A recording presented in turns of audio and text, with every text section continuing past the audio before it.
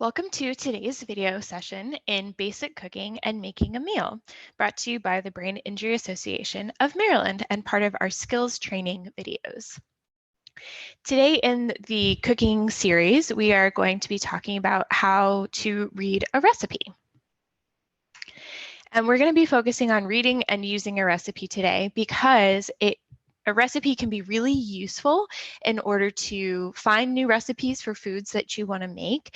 And sometimes reading a recipe can actually be kind of complicated. They're not always written clearly or in a way that we might think about writing it. And so it's helpful to know how to read a recipe so that you can make sure you have everything you need, cook the meal safely and accurately, and have something delicious to eat. Just like in our other videos here, you'll see this little stop timer sign come up when it's time for you to pause the video and practice the skill itself. So there will be lots of opportunity in this video. We're going to read through 2 recipes together for you to stop and practice the skills. Just like in our other videos, we're going to use the goal, plan, do review sheet to help frame out the task and to help us reflect on how we did and things that we may need to practice in the future. Up here is the simplified or the less detailed version of the goal, plan, do review sheet. And this page is the more detailed version of it. We're going to use the more detailed version to frame out this task, but you can use either sheet in this one. So if you don't have them already, print out or grab one of your goal, plan, do review sheets so that we can go through it together as we practice reading a recipe today. So first, we're going to work on that goal, plan, do review sheet. Under the goal section, we're going to write in what our goals are for doing today's video. Your goals might be to read and use a recipe, to be able to make yourself a meal, but there might be other goals too. So pause the video here, take a moment, and write down what is your goal for today in watching this video about reading a recipe.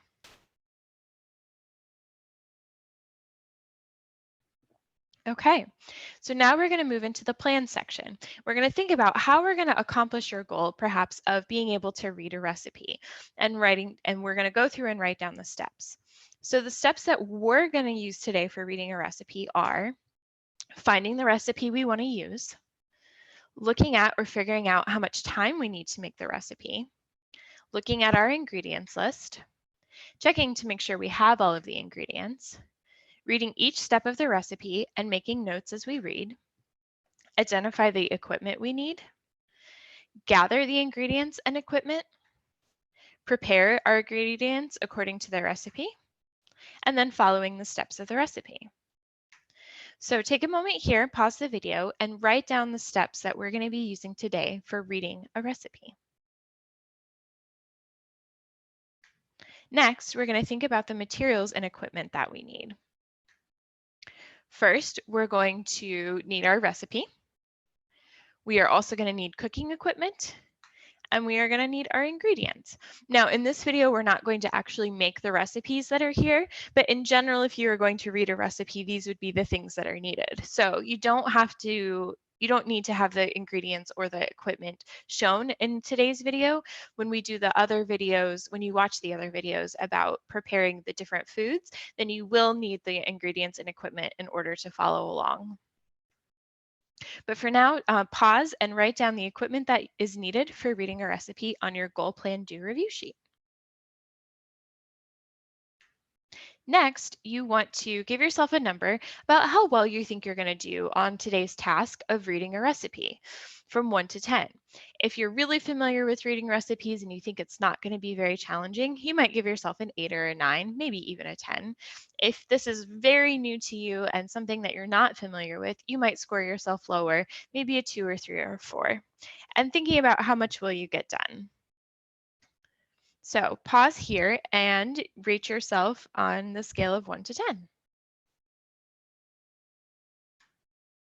So now we're going to move into the actual steps of what we need to do to read a recipe. The first step is finding the right recipe. right? There's so many out there, and if you start looking online, it's endless options of recipes. So when you're picking one, you want to make sure that you pick a recipe that is a food that you know you will enjoy, especially when you're learning. Later on, you can pick things that are more experimental, but for right now, pick things that you know that you're gonna want to eat, or that don't include foods that you're allergic to. Also, as you're learning, make sure that it doesn't have too many steps. We want to start with something that maybe has 10 or 12 steps. There are certainly recipes that have 20, 30 steps to them, and that might be a little complicated to start out with. That doesn't mean you can't get there eventually, but when you're learning, it's easier to pick something that's more simple. Next, check to make sure the ingredients are reasonable and ones that you can find. So some ingredients are seasonal. You might not be able to find them at the store if it's not the season that they grow in the area that you live. There may also be ingredients that are specialty ingredients that you would have to go to a certain grocery store to get. Or things that actually might be really expensive. And if you're living on a budget, you may not want to buy the really expensive ingredients that you might just use once.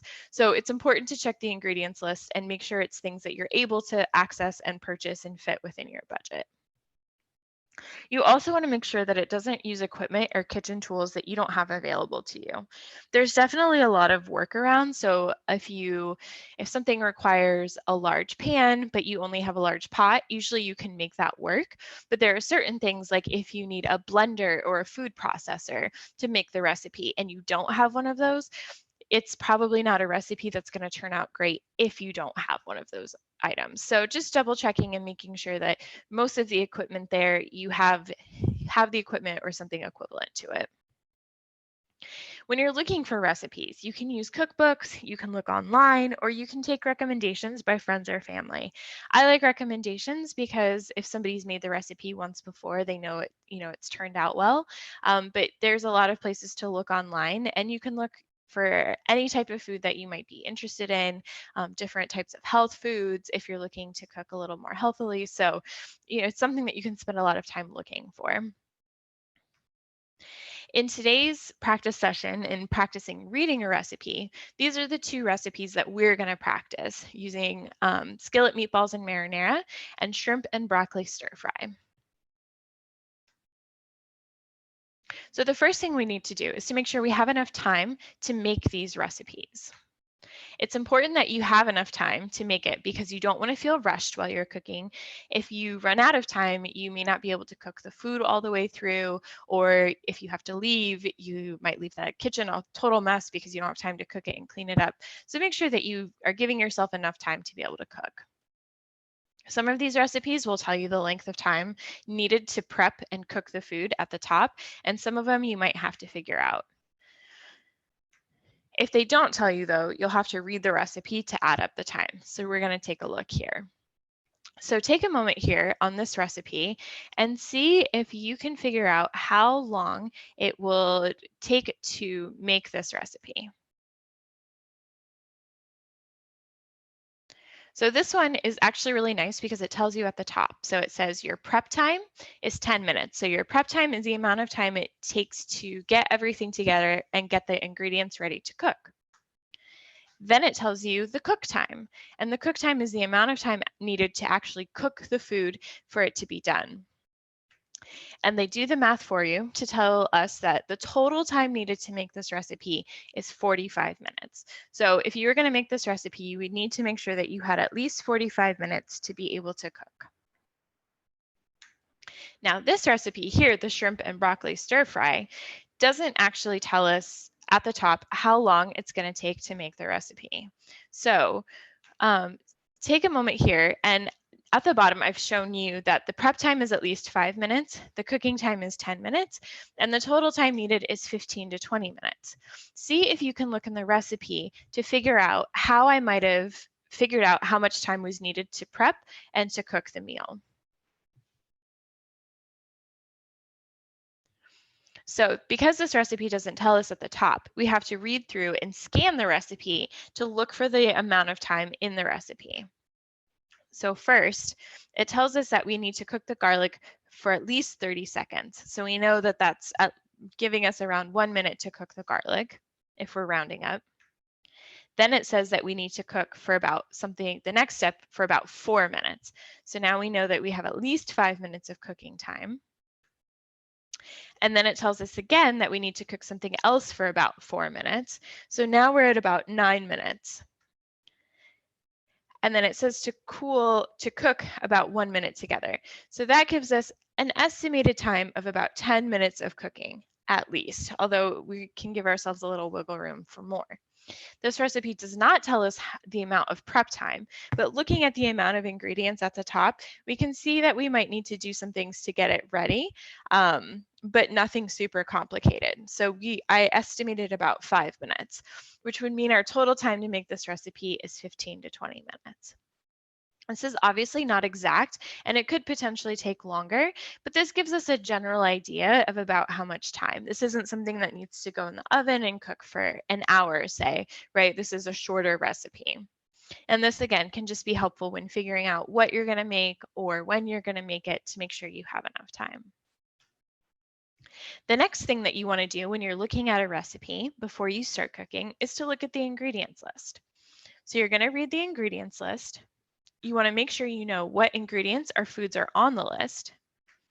Look up the names of any ingredients that you might not know. Sometimes there might be a spice or a vegetable or something that you haven't used before, and you can look it up to see what it is to make sure that, again, it's not something you're allergic to or something that you're going to be able to buy in the store. And you can also see if there's a substitute ingredient for if you don't have it or if it's not in season. So for our skillet meatballs and marinara, pause the video here, take a moment, and see if you can find what the ingredients are for this recipe.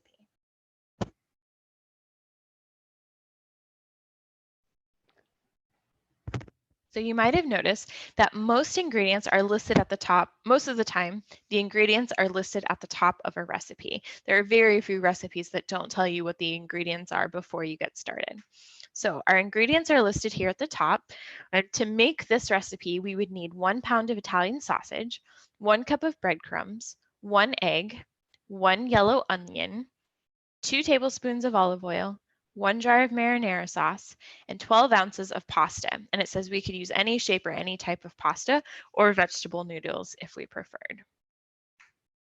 Now let's practice that on the shrimp and broccoli stir fry. So looking at the recipe here, take a moment and see if you can identify what the ingredients are for this particular recipe.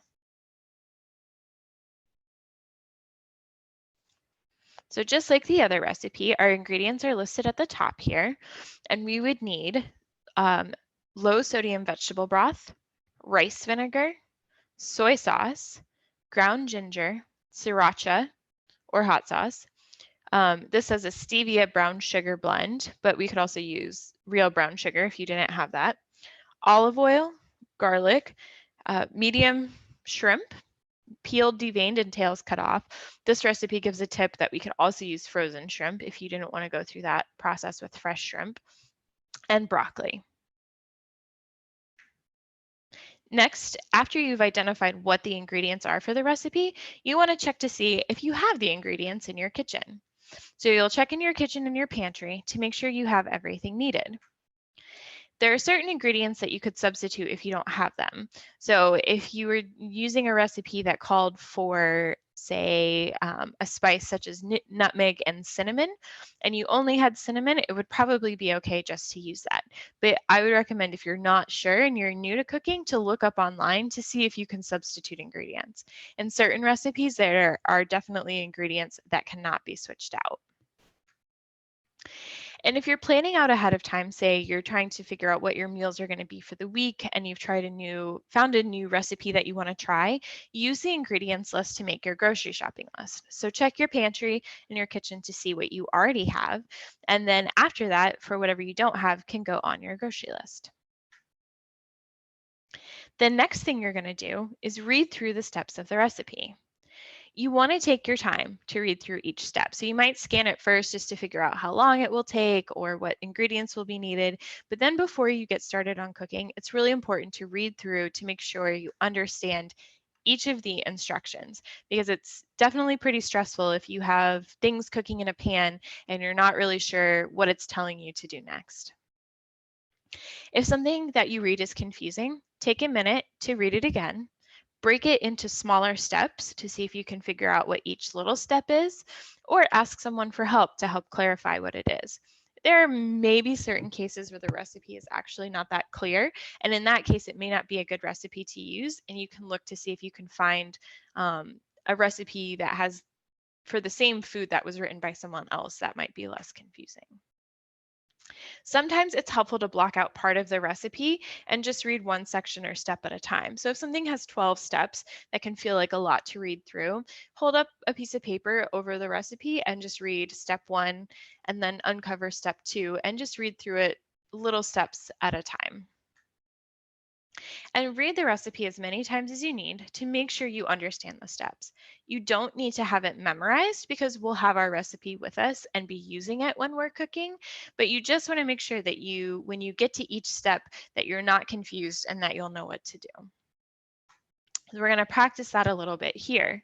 So with the skillet meatballs and marinara, read through the instructions here, and then once you have read through them, take a moment if you're watching the video with someone or just out loud to yourself, summarize what the instructions are and what it is that you're going to be doing to prepare this meal. So pause the video here, take a moment and read through the instructions, and then add a summary of what you're going to be doing.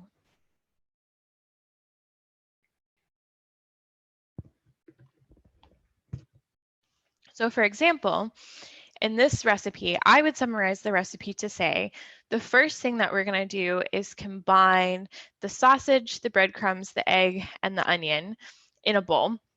And we're going to mix those together and make them into little meatballs. Then we're going to cook the meatballs in a pan until they're cooked and browned on each side. When the meatballs are browned, we're going to add the sauce to the pan and we cook the meatballs in the sauce. And we're going to let them cook for 15 minutes while we cook our pasta. So that's sort of my summary of the recipe. There's some of it that's certainly the same, but basically this is just sort of my way of checking to make sure I understand everything that needs to happen in this recipe.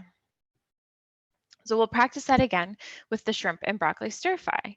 So we're going to read through the directions here and then take a moment once you've read through each of the steps of the recipe to summarize what's going to happen and what the steps are.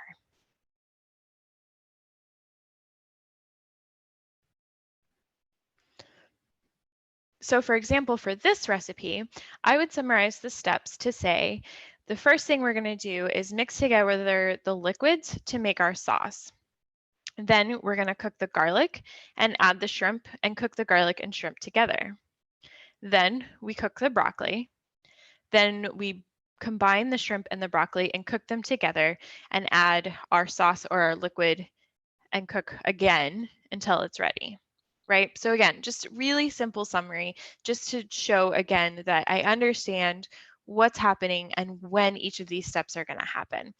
And I didn't memorize it. I probably missed a few details. I certainly didn't remember how much of each ingredient when I was summarizing, but that's not important. The important part is to know what is it that I'm going to have to do so that I can be ready to do it.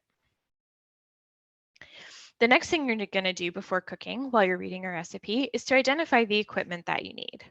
Some recipes are really helpful and tell you the list of equipment that you need at the top. A lot of them don't, so you'll probably have to make your own. So you read your recipe once. The second time you read a recipe, go through and make a list of the equipment and utensils you'll need. That list will help you get everything ready before you start cooking and also make sure you have everything that you need. Because again, you don't want to be in the middle of the recipe and realize that you don't have something, or it just may not be clean, right? So it makes sure that the right pots and pans or spoons are clean for you. Again, there are, just like ingredients, with certain equipment, there are things that you can substitute out if you don't exactly have them, as long as they serve sort of the same purpose. So if you are, a lot of recipes might say to use a rubber spatula for stirring. You could also use a spoon and that would be fine, or vice versa. But there are certain things that you definitely can't switch out, like having the right type of pan to go in the oven. And you also want to make sure the pots and pans and bowls that you have are big enough for what you're cooking. If a recipe requires large pots and pans, but you're just cooking for yourself and you only have smaller size pots and pans, you can always divide the recipe in half. You just want to make sure that you don't have more than what you have space for, because you don't want it to overflow or be too much. So we're going to practice here. Take a look and read through the recipe to figure out what equipment that you might need.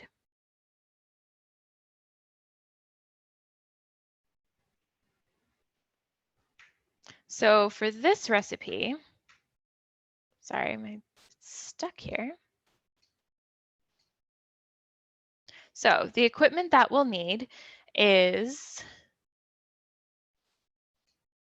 there we go. Sorry about that, a little technical difficulty here. All right, so the equipment that we need, we're gonna read through our recipe to look to see what it is that we'll need. So we know that we need a tablespoon to be able to measure out our oil. We know that it says the onion is finely diced, which means that we're gonna need a knife to cut up the onion. We'll need a large bowl. We'll need a large skillet, and we'll need a lid for the skillet. So if we're going to use a skillet or a pot, we want to make sure it's one that has a lid to it. And so we're going to, since we've read through that recipe to find it, now we're going to write it to make a list. So we'll need a knife and a cutting board to be able to chop our onion. We'll need a large bowl. We'll need a large skillet with a lid. And we'll need a spoon for stirring out and taking the meatballs. And then we'll also need a measuring spoon to measure out the ingredients. So we're going to practice that again with the shrimp and broccoli stir fry. So take a moment here, read through the recipe, the ingredients list, and the directions to see if you can identify what equipment we're going to need to make this recipe.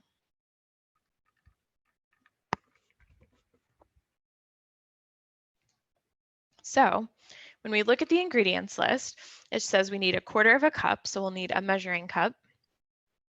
2 tablespoons means that we'll need a measuring spoon. And we'll need a bunch of different measuring spoons. So we need a tablespoon, teaspoon, 1/2 teaspoon, right? So each of these is a different measuring spoon that we'll need. This recipe also says that the shrimp will need to be peeled, deveined, and tails cut off. So we'll need a small knife to do that if we didn't buy the shrimp with that already done. And we'll need a measuring cup. We'll need a small bowl and a whisk. We'll need a large skillet or a wok. Now this recipe is nice because it tells you you could use a skillet or a wok because you might not have both in your kitchen. A slotted spoon, a plate. And so now we're going to use these things that we found to write out our ingredients list. So we'll need a knife and a cutting board, a small bowl, a whisk, a large skillet or a wok, a slotted spoon, and then our measuring spoons and measuring cups that we noted there. So the next thing that we would do is to gather up the equipment and the ingredients that we found, right? So we have our list of ingredients at the top of the recipe, and then we have our list of equipment that we've made after reading through the recipe. We're going to use those lists to go through and make sure that we have everything that we need. And if we're ready to make the recipe, then we're going to pull all of those ingredients out and put them on our counter. So when you're gathering up, so for these recipes here, think about in your kitchen, where would you find the ingredients for the recipe, right? Are these things that are in the fridge? Are they in the pantry or the cupboard? And where in your kitchen would you find the equipment? So it's one of those reasons why it's nice to have a kitchen pretty well organized so that you are able to easily find things. You want to, when you're pulling things out to get ready to cook, you want to organize your space by putting the ingredients and equipment where you might need them. So for example, for the skillet and meatballs recipe, you might put the onions and tomatoes on a cutting board right? So you'll get out your cutting board and your knife and put that on the counter. You'd put the onions and the other ingredients to get chopped onto the counter. And then you would maybe would put the pot on the stove so it's ready to go when you need to heat it up and cook it. So again, for this recipe, for our shrimp and broccoli stir fry, again, we're going to use that list of ingredients that comes on the recipe, and then the list of equipment that we made after we read through the recipe. So take a moment to think about and talk through where in your kitchen would you find the ingredients for this recipe? Where in your kitchen would you find the equipment?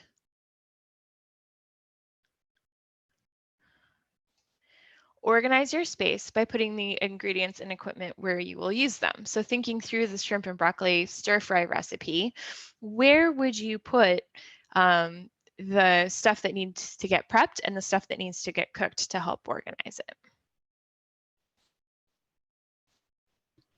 So organizing the space, I'm going to talk through that just for a couple minutes here. What does it mean to organize your cooking space?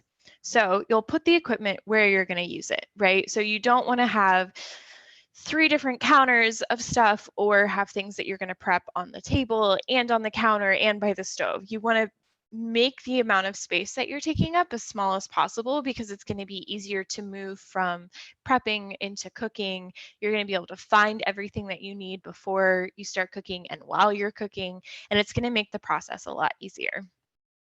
And you want to put your ingredients where you'll need them as well. So you want them to easily be in reach and easily to pour from the bowl into the pot or pan or wherever that might be. And it's even recommended, especially if you have trouble reading measurements or using a measuring cup or measuring spoon, measure out the ingredients beforehand and put them into different measuring cups or bowls that are ready to go, and put the ingredients away, everything that's extra, before you start. And that's really helpful for a couple of reasons. So if you pre-measure out your ingredients, that can be really helpful if you have a small kitchen space. So maybe you don't have a lot of counter space to work in. You're using a table to prep and then you have to move over to the stove.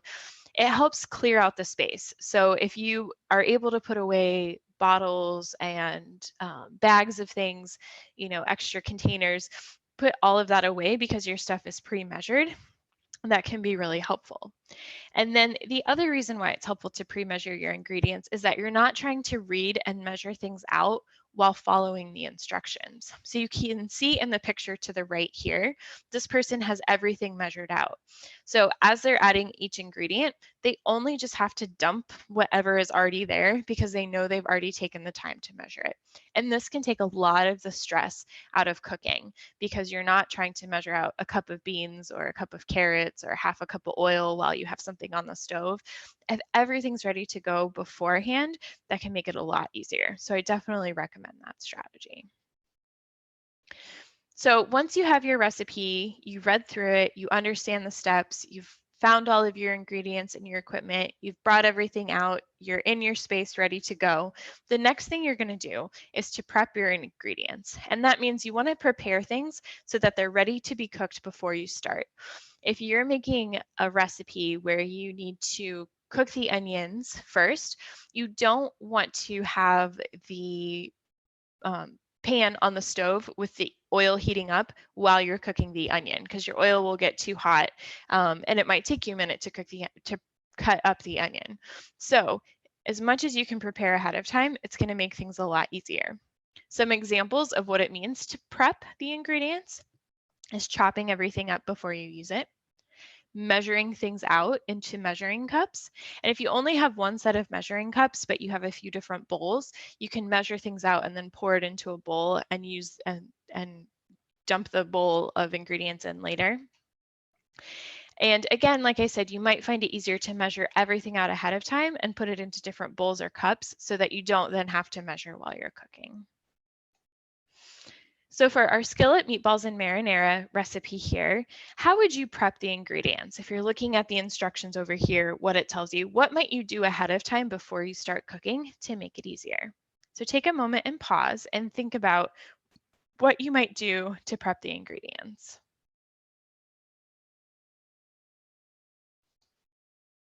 So for this recipe, we would chop or dice the onion. So dice means to cut it into small pieces. So chopping or dicing the onion before we get started. You could measure out the breadcrumbs into a small cup or bowl so that they're ready to mix in. You could open the jar of sauce, which is actually can be really helpful because sometimes those jars are tricky to get open. So that might be open and ready to go before you start cooking. And opening the box of pasta. Again, that way, if something is trickier to open than you think, you've already got it ready to go and you can just pour it in when it's time. And then we would put a pot of water on the stove that's ready to boil and cook the pasta so that we don't have to fill up the pot of water while we're watching our meatballs on the stove. So we're going to practice that again. For our shrimp and broccoli stir fry here, how might you prep these ingredients to make it easier for you when you start cooking?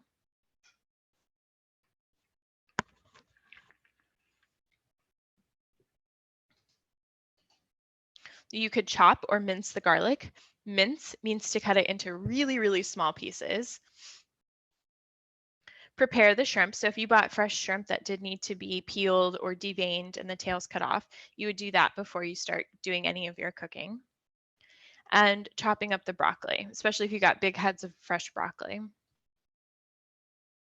So the next thing, you have your ingredients out, you've gotten everything prepped, your space is organized. Now it's actually time to follow the steps and cook the recipe. While you're following the steps of the recipe, right, make sure that you're actually checking the recipe as you go along and use any notes you might have made for yourself while you were reading it. And we're going to practice following recipes in the next set of videos. So we'll have plenty of time to actually practice and follow along. One tip or strategy when you're following a recipe is that you might have a pen or a pencil nearby to check off each step as you do it so that you know that it got done. So now that we've gone through and practiced reading a recipe and preparing ourselves to cook, take a moment and reflect here on your goal plan do review sheet. How did this go for you? How did it go to try to find the ingredients or summarize the steps of the recipe or find your ingredients? What problems did you find? And take a moment and write down any solutions.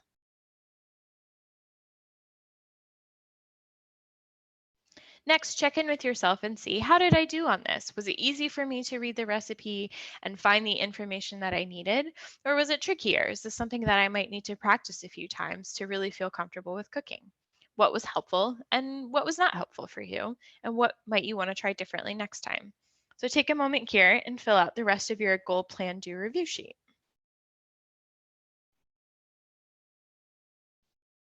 And here are just a few more tips for following a recipe. One is keeping the recipe close to where you're going to be cooking and preparing the food. So you want it to be easily accessible and easy to see for yourself. There's even special recipe holders or cookbook holders that can make it easier to see.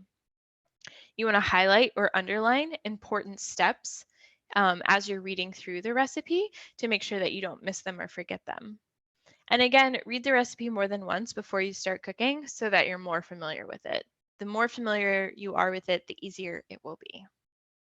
And last, I would say, which is not written here, try to have fun. Cooking can be really fun and enjoyable.